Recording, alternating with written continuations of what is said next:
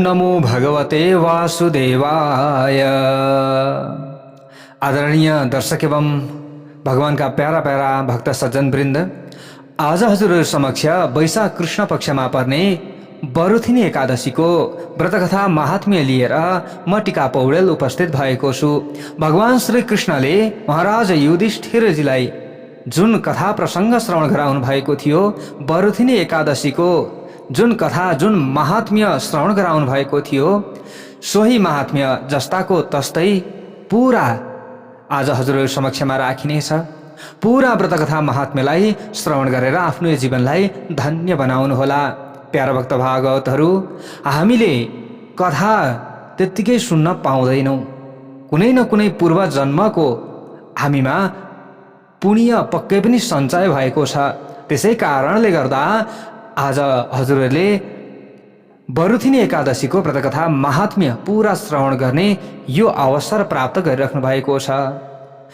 सकिन्छ त प्रत्येक एकादशीको व्रत बस्नु भनेर शास्त्रमा बताइएको छ। यदि सकिएन, सम्भव भएन भने पनि हामीले अशक्त अवस्थामा छौँ, रोगी छौँ, व्रतै बस्न सकिएन भने पनि हामीले केही हदसम्म भगवानको कृपा प्राप्तिका लागि र पुण्य फल प्राप्तिका लागि व्रतकथा महात्म्यलाई पूरा श्रवण गर्नुपर्दछ भनेर बताइएको छ। पठना श्रवणात् राजन् गोसहस्र फलम लभेत् सर्व पाप विनिर्मुक्तो विष्णु लोके महीयते।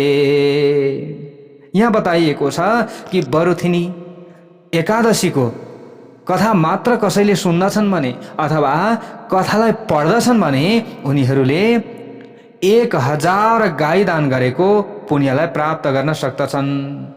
1000 गो सहस्र फलम लभेत। त्यति मात्रै होइन, सर्व पाप विनिर्मुक्तो विष्णु लोके महीयते।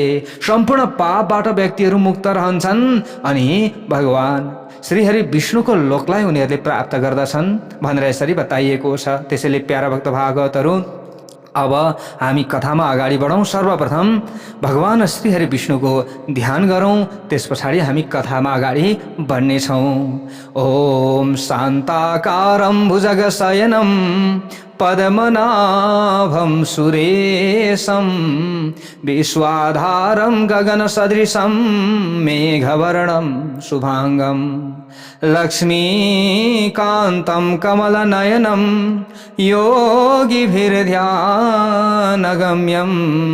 वन्दे विष्णुं भवभयहरं सर्वलोकैकनाथं।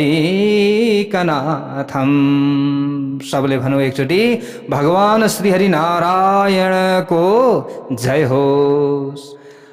अब यहाँ अगाडि गएर महाराज युधिष्ठिरजीले प्रश्न गर्नुहुन्छ। वैशाखस्यासिते पक्षे किं नाम एकादशी भवेत् महिमानं कथय मे वासुदेव नमोस्तुते। महाराज युधिष्ठिरजीले भन्नुहुन्छ, हे वासुदेव, वैशाखको कृष्ण पक्षमा कुन नाम गरेको एकादशी हुन्छ त्यसको महिमा मलाई विस्तार पूर्वक कहि बक्सियोस्, मलाई विस्तार पूर्वक बताइ बक्सियोस्। हे मेरो भगवान, तपाईलाई बारम्बार मेरो नमस्कार छ भनेर यसरी प्रश्न गरेपछि अगाडि गएर श्री कृष्ण भगवान भन्नुहुन्छ, सौभाग्यदायिनी राजन् निहलोके परत्र च वैशाख कृष्ण पक्षे तु नाम्ना चैव बरुथिनी। हे राजन, यस लोकमा र परलोकमा पनि सुख सौभाग्य दिने बरुथिनी नामको एकादशी वैशाख कृष्ण पक्षमा हुन्छ। हे महाराज युधिष्ठिर, बरुथिनीको व्रतको प्रभावले सर्वदा व्रतीलाई सुख शान्ति हुन्छ, कहिले पनि उनीहरूलाई दुःख हुँदैन। यदि कसैले व्रत बसिरहन्छ भने, व्रत लिन्छ एकादशीको भने उनीहरूलाई भगवान श्रीहरि नारायणको कृपा प्राप्ति हुन्छ अनि समस्त पापको नाश हुन्छ र नाना प्रकारका सौभाग्यको प्राप्ति हुन जान्छ। बरुथिन्या व्रतेनैव सौख्यं भवति सर्वदा। यसरी यहाँ यी कुराहरू बताइएको छ। विधवा कोही स्त्री रहेका छन् भने बरुथिनीको व्रत उनीहरूले बसे भने, उनीहरूले बरुथिनी एकादशीको व्रत बसे भने चाहिँ सुख र शान्ति प्राप्त गर्दछन् र अर्को जन्ममा उनीहरू भाग्यमानी हुन्छन्, उनीहरू सौभाग्यवती बन्दछन्। यो बरुथिनी एकादशी सारा लोकहरूलाई भुक्ति यानि कि सुख भोग र मुक्ति भनेको मोक्ष दिनेवाली एकादशीको नाम बरुथिनी एकादशी। दुर्भगापि करोत्येनाम स्त्री सौभाग्यमवाप्नुयात्। कोही पनि दुर्भगा छ भने ऊ शुभगा हुन जान्छ भनेर यसरी बताइएको छ। सर्व पापहरा नृणाम यसरी बताइयो। अनि मनुष्यहरूको सारा पापलाई नाश गरिदिन्छ र गर्भवासको दुःखलाई छुटाइदिन्छ, अर्थात् गर्भवासको आवागमनलाई मेटाइदिन्छ। हे महाराज युधिष्ठिर, बरुथिनीको व्रतको प्रभावले नै मान्धाता स्वर्गतिर जानुभएको थियो। त्यस्तै धुन्धुमार आदि अरू धेरै राजाहरू पनि स्वर्ग गएका थिए। भगवान शिवजी पनि ब्रह्म कपालबाट छुट्नु भएको थियो। जो मनुष्य 10,000 वर्षसम्म तपस्या गर्दछ त्यो तपस्याको फल बराबरको फल केवल बरुथिनीको व्रतबाटै प्राप्त हुन्छ। केवल बरुथिनीको एकादशीको व्रत कसैले बस्दछ भने 10,000 वर्षसम्म तपस्या गर्नु पर्दैन, त्यो फल प्राप्ति हुन्छ। श्रद्धा भक्तिपूर्वक जो मनुष्य बरुथिनीको व्रत गर्दछ भने त्यो यस लोकमा र परलोकमा पनि आफूले चाहेको फल पाउने हुन्छ। पवित्र र अरूलाई पनि पवित्र पार्ने यो बरुथिनी ठुला ठुला पापहरूलाई पनि नाश पारिदिने एकादशी हो। हे श्रेष्ठ राजा, जसले यसको व्रत गर्दछ त्यसलाई यो मुक्ति पनि अवश्य पनि मिल्दछ भनेर बताइएको छ। भुक्ति मुक्ति प्रदा हेसा कर्तनीनाम नृप सत्तम।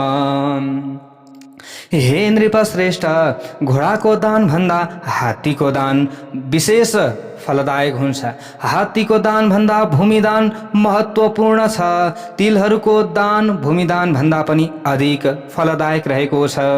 तिल दान भन्दा पनि बढेर सुवर्ण दान छ र अन्नदानता कता हो कता सुवर्ण भन्दा पनि अधिक फलदायक रहेको छ। अन्नदान भन्दा ठुलो दान त नभयो नहुनेछ। यसको मतलब अन्नदान सबैभन्दा ठुलो दान भनेर यसै एकादशी महात्म्यमा बताइयो।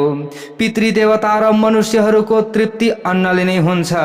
हे नृपोत्तम श्रेष्ठ राजा, कविहरूले कन्यादानलाई अन्नदानको बराबर फलदाता बताएका छन्। स्वयं भगवानले पनि भन्नुभएको छ कि गाईदान पनि कन्यादानकै बराबरको हुन्छ। माथि कहिएका सबै दान भन्दा विशेष फलदाता विद्यादान हुन्छ। विद्यादान पनि सबैभन्दा ठुलो रहेको छ। जो मनुष्य बरुथिनीको व्रत गर्छ अर्थात् बरुथिनीको व्रत गरेर पनि मनुष्यले विद्यादानकै बराबरको फल प्राप्त गर्दछ। जय बोलौं बरुथिनी एकादशीको जय होस्। पापले मोहित यानी कि बस भएका जो मनुष्य कन्याको धनले जीवन निर्वाह गर्दछन् ती मनुष्यहरू सारा संसार प्रलय नभएसम्म नरकमा उनीहरू जान्छन्। त्यसकारण हर तरहले कन्याको धन लिनु हुँदैन, कहिले पनि स्त्रीको धन लिनु हुँदैन। जो जन कन्या बेचेर लोभले त्यो धन लिन्छन् भने हे राजेन्द्र त्यो जन अर्को जन्ममा अवश्य नै बिरालो हुन्छ। जो जन यथाशक्ति सावकाश अनुसार कन्यालाई गरगहनाले श्रृंगार पटार पारेर धन लगाएर कन्यादान गर्दछ भने त्यसका पुण्यको लेखा लगाउन त चित्रगुप्त पनि समर्थ हुनुहुन्न। कति पुण्य प्राप्त गर्छ त्यो व्यक्तिले। त्यही कन्यादानको फल जस्तै फल मनुष्यले बरुथिनीको व्रत गरेर पाउँछन्। बरुथिनीको व्रत बस्ने विष्णु भक्त वैष्णव मनुष्यले अघिल्लो दशमीको दिनमा काँसको भाँडामा भोजन अनि मांस आदि मसुराको दाल चना कोदो साग मह अर्काको अन्न 2 छाक खानु अनि पुनर्भोजन र मैथुन स्त्री प्रसंग यी 10 कुरालाई त्याग गर्नुपर्दछ। शाकम मधुपरान्नम च पुनर्भोजन मैथुने वैष्णवो व्रतकर्ता च दशम्याम दश वर्जयेत। यी कुराहरू यस्ता प्रकारले बताइयो प्यारा भक्त भागवतहरू। यहाँ अन्य कुराहरू पनि बताइएको छ। द्युत क्रीडाम च निन्द्राम च ताम्बूलम दन्तधावनम परापवादम पौशून्यम पतितै सहभाषणम। अनि एकादशीमा पनि जुवा खेल्नु, दिउँसो सुत्नु, पान खानु, दत्युन लगाउनु, अर्काको निन्दा गर्नु, चुगुलखोरी गर्नु, पतित नीचहरूसँग कुराकानी गर्नु, क्रोध गर्नु, झुटो कुरो बोल्नु, यी 9 कुरो एकादशीको दिन गर्दै नगर्नु भनेर यसरी भगवान श्री कृष्णले महाराज युधिष्ठिरजीलाई बताउनुहुन्छ। यी कुराहरूलाई त्यागिदिनु हे राजन। अनि द्वादशीका दिनमा पनि काँसाको भाँडोमा खानु, अनि यस्तै प्रकारले मद्य मांस मसुरो मह झुटो बोल्याई व्यायाम अथवा धेरै कष्ट हुने कसरत अनि प्रयास पुनर्भोजन अनि मैथुन आदि कार्य अनि नुनिलो वस्तु खाने काम, तेल घस्नु, अर्काको अन्न खानु, यी 12 कामलाई द्वादशीको दिनमा पनि नगर्नु भनेर यसरी बताइएको छ। हे राजन, यस्ता प्रकारले जसले बरुथिनीको व्रत गर्दछन् भने बरुथिनीले तिनको सारा पाप नाश गरेर अन्तमा अक्षय अविनाशी गति दिन्छिन्। तस्मात् सर्व प्रयत्नेन कर्तव्या पापभिरुभिः। हे नरदेव नरेश, त्यसकारण क्षपारी तनय अर्थात सूर्यका छोरा यमराजका भयले थरहरी भएर पापदेखि डराउने डरपोक मनुष्यहरूले कसै गरी पनि बरुथिनीको उपवास बस्नै पर्दछ, बरुथिनीको व्रत बस्नै पर्दछ। हे राजन, बरुथिनीको कथा सुन्नाले मात्र पनि अथवा बरुथिनी एकादशीको व्रतकथालाई कसैले पढ्दछ भने मात्र पनि उसले 1000 गाई दान गरेको पुण्य फल प्राप्त गर्दछ र उसले नर्क देख्नु पर्ने हुँदैन, सारा पापबाट छुट्दछ र मृत्यु पश्चात उसले भगवान श्री हरि विष्णुको वैकुण्ठ धामलाई मजासँग प्राप्त गर्न सक्दछ। हे महाराज भनेर जो भगवान श्री कृष्ण हुनुहुन्छ उहाँले बताउनु भएको बरुथिनी एकादशीको व्रत कथा यथा मति यथा शक्ति हजुरहरू समक्षमा मैले पनि विस्तार गरेँ। सबैलाई बरुथिनी एकादशीको फल मिलोस् र सबैलाई राम्रो होस् भन्दै म टिका पौडेललाई बिदा दिनुहोस्। बरुथिनी एकादशीको जय हो।